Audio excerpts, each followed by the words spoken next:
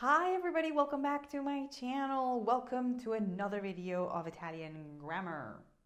Today we are going to talk about some common Italian words that can be tricky for beginners. These are allora, prego, magari, insomma, mica, and anzi.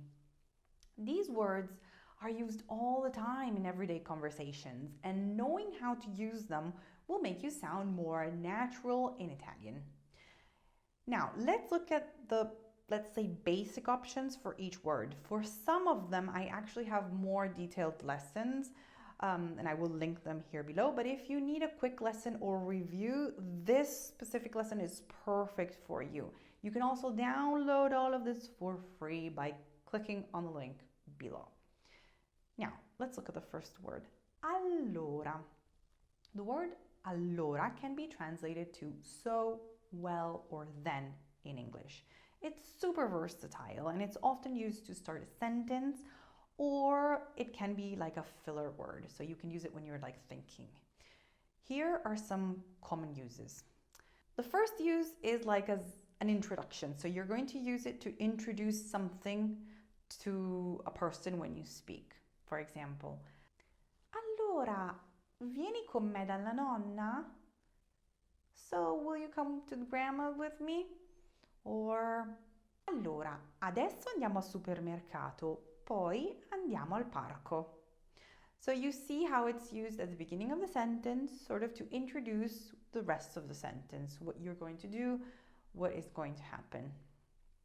But you can also use it as a filler word, and it's very, very common. For example, I use it quite a lot. The meaning here would be something like, well, for example, if I'm thinking what to do and I'm not sure if I want to go to the movies or if I want to go to the restaurant, I could say, oh, allora, vediamo. Okay, sort of this filler word where it allows you to stop, pause, and think. Very, very common. Or you can simply use it as allora with the meaning of so. Allora, come stai? So, how are you? The next word has lots of different meanings, and it's the word prego. You will hear it a lot, especially when someone offers you something or does you a favor. It can mean you're welcome, but it also has other uses. Here are, let's say, the most common ones, the most common ways to use prego. So the first one is after grazie. If somebody says grazie, you can say prego. So grazie means thank you. You will reply with prego. You are saying you're welcome. But you can also use it alone as a question, like prego. This is useful if you want to use it when you are telling somebody to repeat something or to inform a person that you did not understand what they just told you. Okay? Prego, può ripetere? Okay? But you can also use it when offering something. For example, you can say prego si accomodi if you're letting somebody into your house. Please take a seat. Or when you're allowing someone to go ahead. Prego dopo di te. Please, after you. It's super, super polite word. In this case, you will very often hear it in restaurants when the waiter will take you to your table.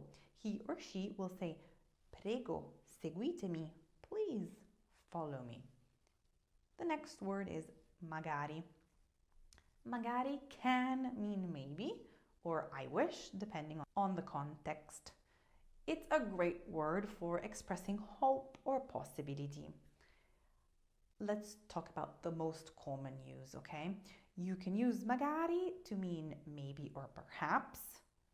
Magari ci vediamo domani? Maybe we'll see each other tomorrow. Perhaps we will see each other tomorrow. Or you can use it to express a wish or something you hope for. For example, if I ask you, vieni in Italia? Are you coming to Italy? And you're like, magari. So, oh, I wish.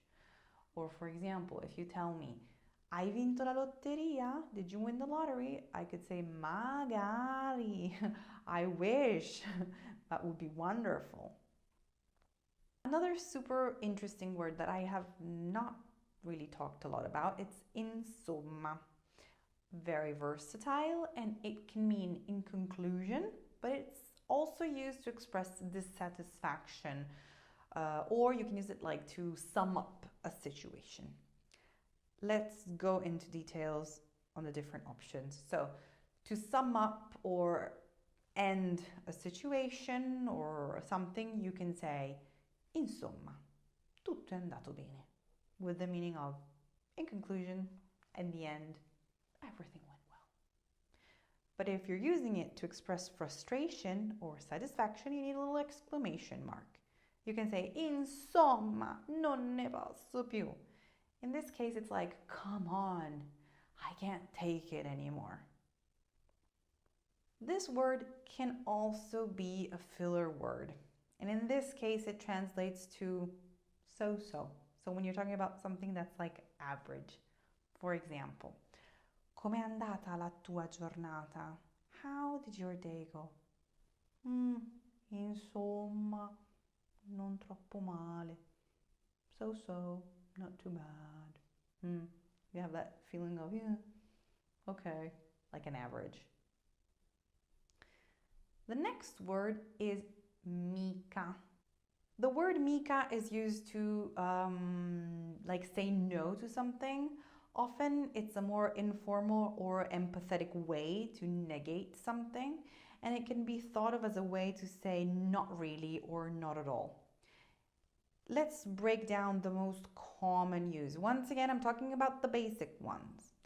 You can use it to strongly contradict something. For example, if we're having an argument and I say, non sono mica stupida, I'm saying, I'm not stupid, you know?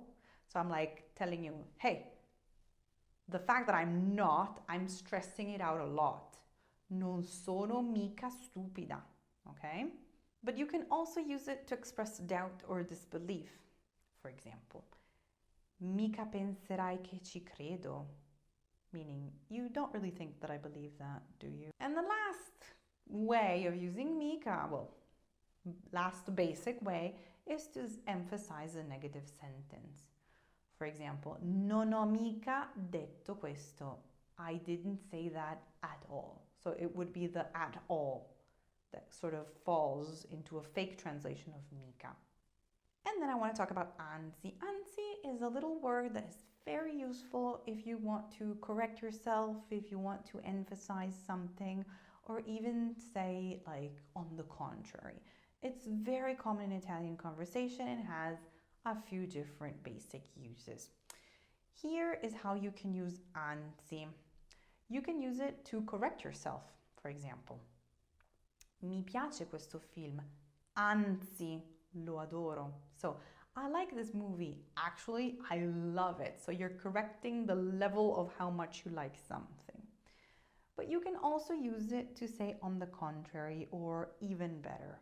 For example, pensavo che fosse difficile. Anzi, è stato facile. I thought it would be difficult. On the contrary, it was easy. You can also use it to add emphasis or like make stronger a statement. Il tuo disegno non è brutto, anzi è bellissimo. So I'm saying, your drawing is not ugly. Actually, it's really beautiful. Okay? So this is another little word that you can begin to use in your everyday Italian language. Now, I told you these are like the basics, so there are more shades to it, but I'm sure you can begin to use these in your daily language and you will sound more natural. Let's do a little quick recap of what you have just seen. You have looked at allora, translated to so. Well, you can use it as a filler word. Prego, you're welcome. But you can also use it when offering or allowing something. Magari, maybe, or I wish, depending on the context. Insomma, in conclusion, but also used to express frustration or something so-so. Mica, It's used for emphasis in negative statements like not really. And ANZI, you can use it to correct yourself or emphasize something or say on the contrary. I really hope that this video helped you, and let me know in the comments. And I want to thank you for watching my video, and I will see you next week. Un bacio, ciao!